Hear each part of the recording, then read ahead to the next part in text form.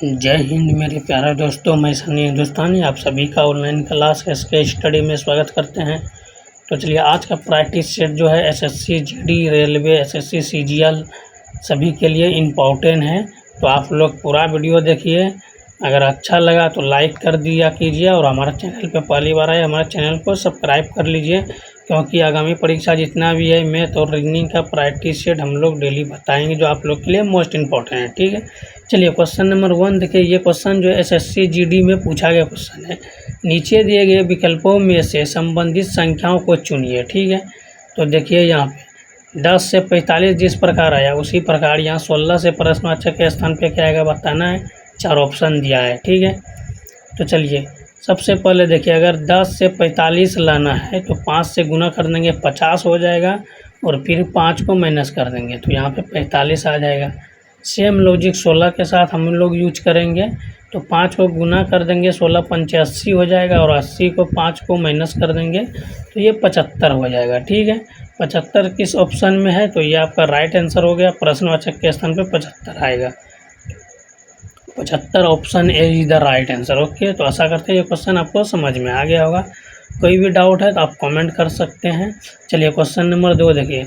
नीचे दिए गए श्रृंखला श्रेणी में प्रश्नवाचक चिन्ह के स्थान पर कौन सी संख्या आएगी ये आपको बताना है। ठीक है, तो ये 4 ऑप्शन है, चारों ऑप्शन में कोई एक होगा आपको बताना है। और ये क्वेश्चन आरआरबी ग्रुप डी 2022 में पूछा गया क्वेश्चन है। ठीक है, तो 6 से 18 या 18 से 30 है और 30 से 66 और 66 से 126, तो आगे क्या आएगा आपको बताना है। ठीक है, तो चलिए आपको बिल्कुल शॉर्ट ट्रिक सिखाते हैं, तो सीखिए। देखिए यहाँ पे अगर 6 से 18 लेना है तो 2 से गुना कर देंगे तो कितना हो जाएगा, तो ये हो जाएगा 12। ठीक है, 6 दूना 12 हो जाएगा और प्लस 6 कर देंगे तो 18 हो जाएगा।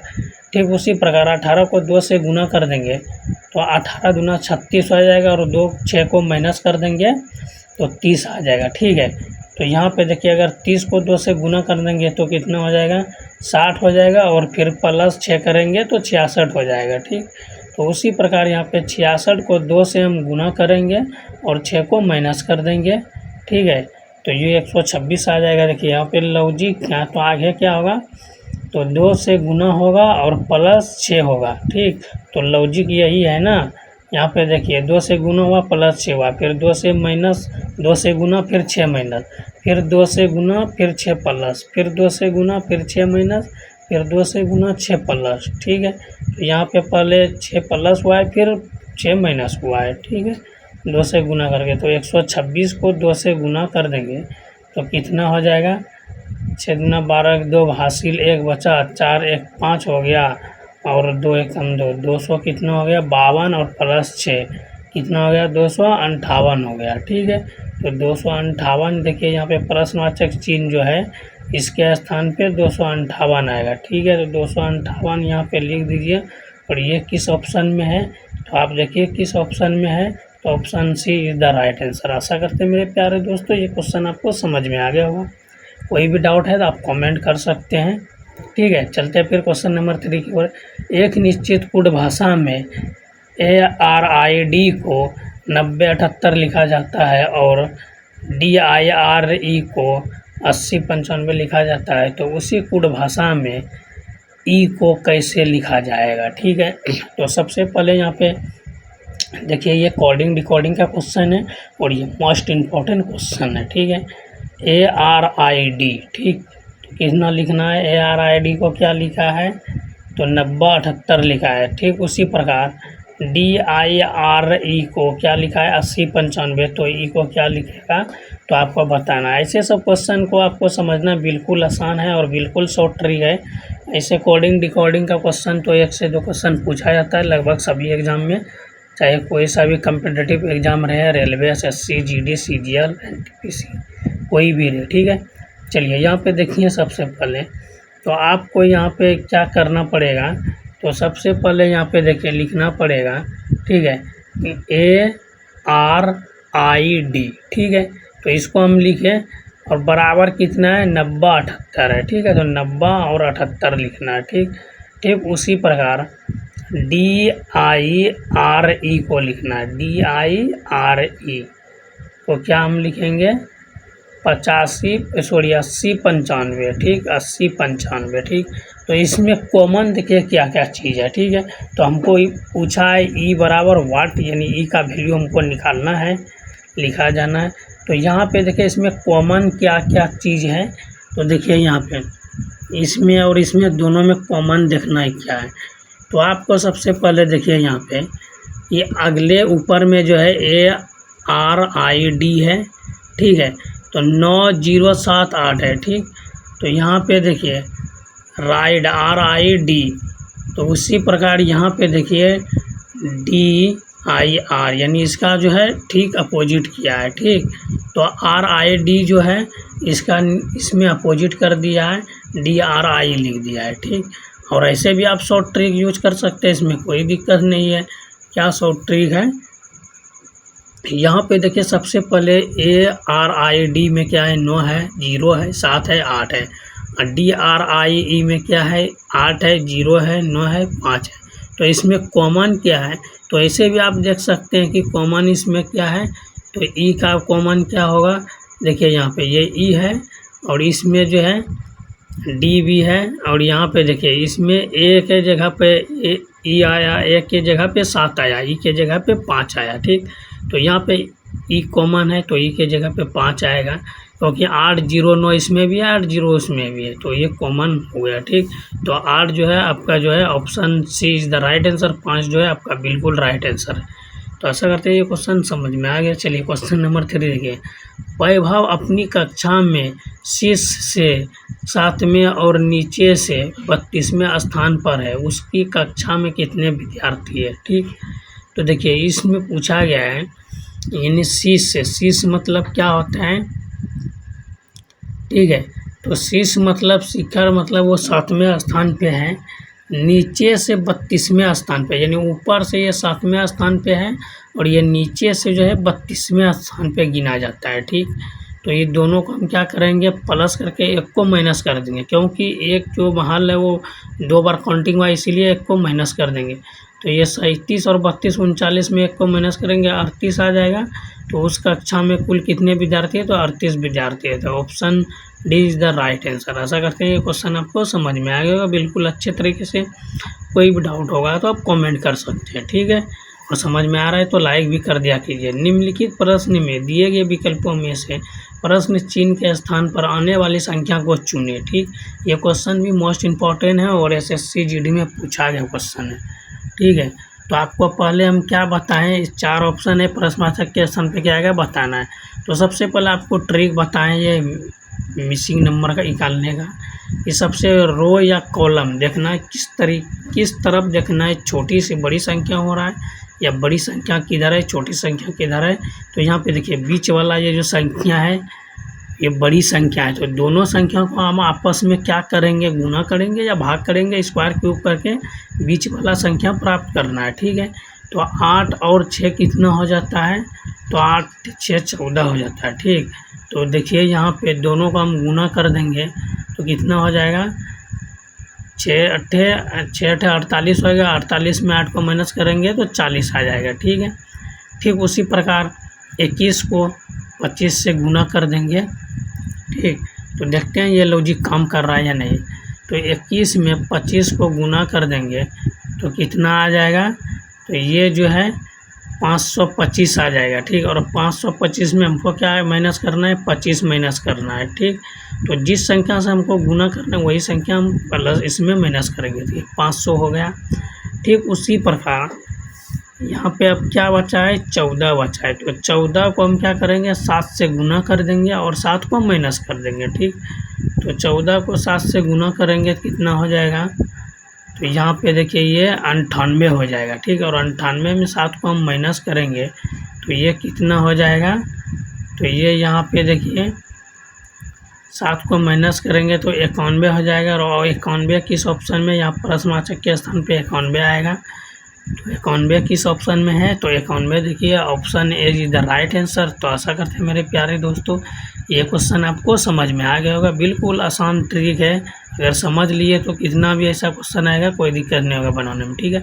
चलिए क्वेश्चन नंबर 6 देखिए। निम्नलिखित श्रृंखला को देखिए और नीचे दिए प्रश्न का उत्तर दीजिए। सभी संख्या केवल एक अंकीय संख्या है। बाएं और दाएं। उपरोक्त श्रृंखला में बाएं से 15वें अंक है और दाएं से 11वें अंक का योग क्या होगा। ठीक, सबसे पहले यहाँ पे देखिए, निम्नलिखित श्रृंखला को देखिए और नीचे दिए गए प्रश्न का उत्तर दीजिए। ठीक, तो यहाँ पे पूछा क्या गया है, बाएं से 15वें स्थान पर श्रृंखला जो दिया है, बाएं से 15वें स्थान पे आना चाहिए या अंक बाएं से 15वें अंक पे। ठीक, और दाएं से 11वें अंक पे आना चाहिए और दोनों का योग पूछा है, दोनों को जोड़ देंगे। चलिए देखते हैं, 1 2 3 4 5 6 7 8 9 10 11 12 13, यहाँ पे देखिए 14 15। ठीक, तो यहाँ पे देखिए 15वें स्थान पे क्या आ रहा है, 5 आ रहा है। ठीक, फिर दाएं से 11वें स्थान पे, तो दाएं से 11वें स्थान जोड़ते हैं तो यहाँ पे देखिए 4 हो गया, 1 2 3 4 5 6 7 8 9 10 11, 11 8वें स्थान पे आ रहा, 8 नंबर आ रहा है 11 स्थान पे। तो यहाँ पे 8 और यहाँ पे 5 दोनों का योग पूछा है ना, तो यहाँ पे 15वें अंक और दाएं से 11वें अंक, तो यहाँ पे 8 और 5 है, तो दोनों को प्लस कर देंगे। 11वें अंक पे जो है 8 है और 15वें अंक पे 5 है, तो 8 और 5 कितना होता है, 13 होता है। और 13 यही आपका आंसर हो गया। तो 13 किस ऑप्शन में है, तो option B is the right answer. आशा करते हैं मेरे प्यारे दोस्तों ये क्वेश्चन आपको समझ में आ गया। कोई भी डाउट है तो आप कमेंट कर सकते हैं। ठीक है, चलिए देखिए क्वेश्चन नंबर 7 देखिए, ये मोस्ट इंपॉर्टेंट है। नीचे दिए गए विकल्पों में से संबंधित शब्द को चुनिए। तो कुत्ता, ठीक, तो देखिए कुत्ता जिस प्रकार भौंकने का काम करता है उसी प्रकार बिल्ली क्या करता है। तो 4 ऑप्शन है, 4 ऑप्शन में आपको बताना है क्या कर रहा है। ठीक, तो जिस प्रकार देखिए कुत्ता जो है भौंकने का काम करता है, ठीक है, कुत्ता क्या करता है, भूखता है, तो उसी प्रकार बिल्ली क्या करेगा, गुर्राना, कूदना, दौड़ना, म्याऊं म्याऊं करेगा। ठीक है, बिल्ली क्या करता है, म्याऊं म्याऊं।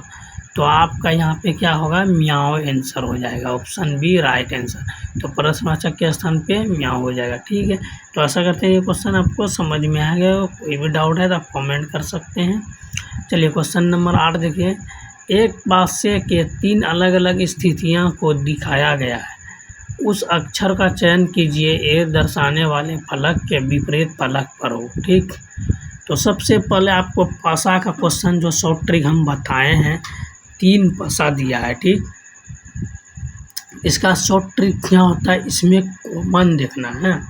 सबसे पहले कॉमन देखना है कि 2 पसा को हम लेना है, या पहले वाले को ले लीजिए और दूसरे वाले को, या तीसरा या दूसरे वाले। ठीक, 3 पसा है, किसी 2 पसे को आप ले लीजिए और उसमें कॉमन देखिए। सबसे पहले कॉमन तीनों में देखिए क्या है, तो यहाँ पे देखिए, ठीक है, तो यहाँ पे सी और बी कॉमन है, उसी प्रकार यहाँ पे भी सी और बी कॉमन है। ठीक, तो यहाँ पे सी बी कॉमन है, ये दोनों जो है एक दूसरे का अपोजिट हो गया। हमको पूछा क्या गया है, ए का अपोजिट। ठीक, तो ए का अपोजिट यहाँ पे देखिए, ए का अपोजिट क्या होगा, जेड होगा। ठीक, यही आपका राइट आंसर हो गया। तो यहाँ पे एक का दर्शाने वाले फलक के विपरीत, तो सी और बी एक दूसरे का अपोजिट है, तो जो कॉमन है उसको साइड कर दीजिए और बाकी जो बचा वो एक दूसरे का अपोजिट हो गया। तो option D is the right answer. आशा करते हैं ये क्वेश्चन आपको समझ में आ गया बिल्कुल अच्छे तरीके से। चलिए क्वेश्चन नंबर 9 देखिए, बेन आरे का क्वेश्चन है। उस बेन आरे का चयन करें जो दिए गए वर्गों के बीच संबंध को सर्वोत्तम रूप से दर्शाता है। स्नातक, शिक्षक, साक्षर। ठीक, तो यहाँ पे देखिए स्नातक, ठीक है, स्नातक किसको कहता है, शिक्षक और साक्षर। तो देखिए शिक्षक और स्नातक में ये दोनों एक ही कैटेगरी में आता है, लेकिन साक्षर जो है वो अलग कैटेगरी में आता है। ठीक है, ये हो गया साक्षर। ठीक, साक्षर का संबंध शिक्षक से है, हाँ है। साक्षर मतलब क्या होता है, वो जो है पढ़ा लिखा है, कुछ भी पढ़ा लिखा है। ठीक, और यहाँ पे जो है साक्षर के अंदर स्नातक भी आता है और शिक्षक भी आता है।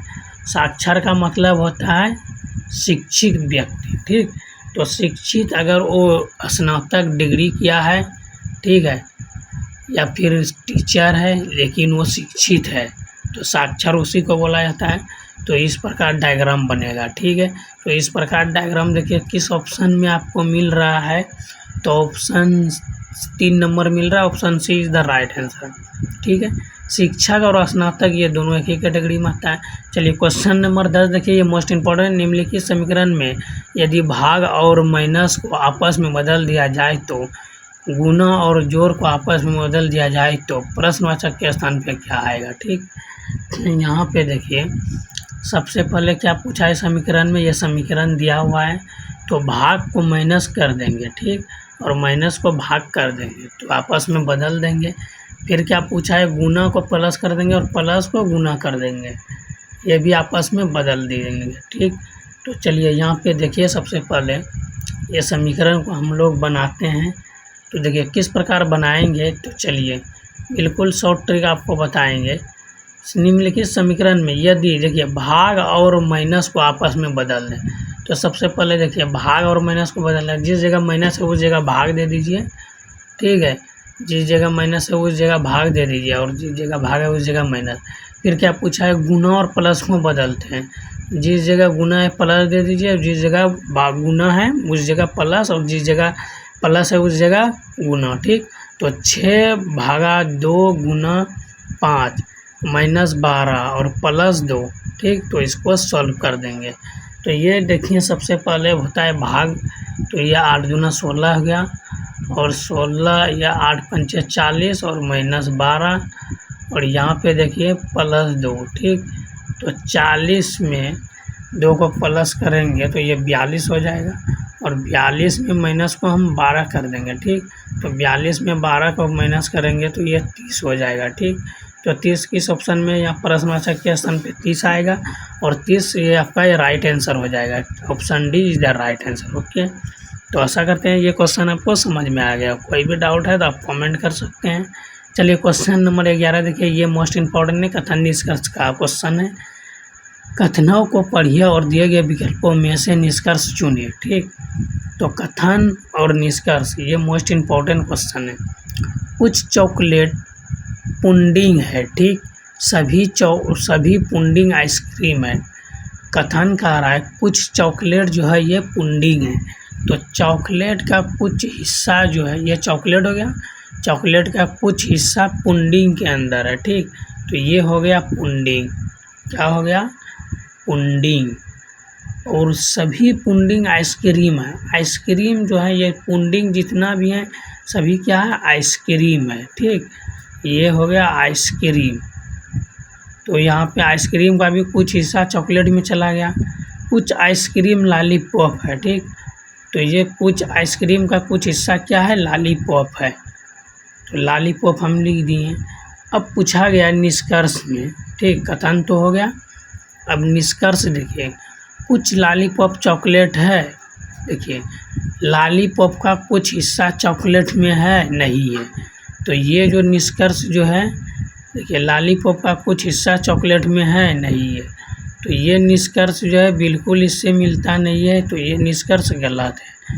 अब निष्कर्ष दूसरा देखिए, कुछ आइसक्रीम पुडिंग है, आइसक्रीम का कुछ हिस्सा पुडिंग में है, तो यहाँ देखिए कुछ हिस्सा नहीं है, सभी हिस्सा है, ठीक।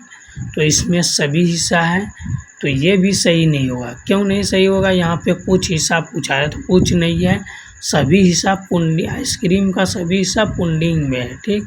तो ये ऑप्शन जो है दूसरा ऑप्शन सही है, ठीक, क्योंकि यहाँ पे कुछ आइसक्रीम लॉलीपॉप है तो कुछ आइसक्रीम पुडिंग है, तो आइसक्रीम का कुछ हिस्सा पुडिंग के अंदर है, तो ये ऑप्शन 1 ये होगा, ठीक है। निष्कर्ष 1 गलत है, ऑप्शन निष्कर्ष 2 सही है। तो ऑप्शन बी केवल निष्कर्ष 2 कथन के अनुसार है, तो ये option B is the right answer. तो आशा करते हैं प्यारे दोस्तों ये क्वेश्चन समझ में आ गया। चलिए क्वेश्चन नंबर 12 देखिए, यह भी मोस्ट इम्पॉर्टेंट है।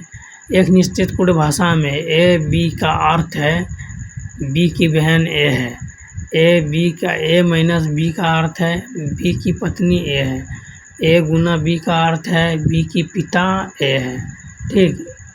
ए भागा बी का अर्थ है बी का भाई ए है। यदि P plus Q minus R S गुना आर एस भागा टी है तो टी तो पी का टी से क्या संबंध है, ठीक। तो ये मोस्ट इम्पोर्टेंट क्वेश्चन है, ठीक है। तो इसका जो है जवाब आप लोग कमेंट में दीजिए। तो आज का क्लास कैसा लगा आप लोग अवश्य बताइएगा। मिलते हैं फिर नेक्स्ट वीडियो में, तब तक के लिए जय हिंद, जय भारत, वंदे मातरम। धन्यवाद। आप सभी के लिए मोटिवेशन है, रख हौसला और मंजर भी आएगा, प्यासे पे पास चलकर समुंदर भी आएगा, थक कर मत बैठो ये मंजिल की मुसाफिर, मंजिल भी मिलेगा और मिलने का मज़ा भी आएगा। तो इसीलिए आप लोग को कहते हैं आप लोग वीडियो रोक कर बनाने का प्रयास कीजिए। आप जितना संघर्ष कीजिएगा उतना आपका मंजिल नज़दीक होते जाएगा। जो आपका मंजिल है वो आपको एक दिन अवश्य मिलेगा। आप लोग मेहनत करते रहिए और अच्छे से मन लगा कर पढ़िए। कोई भी क्वेश्चन में डाउट है तो आप कमेंट कीजिए। हर क्वेश्चन का आपको शॉर्ट ट्रिक सॉल्यूशन मिलेगा जो आप लोग के लिए एग्ज़ाम में बहुत महत्वपूर्ण होगा, ठीक है। तो फिर मिलते हैं नेक्स्ट वीडियो में, तब तक के लिए जय हिंद, वंदे मातरम।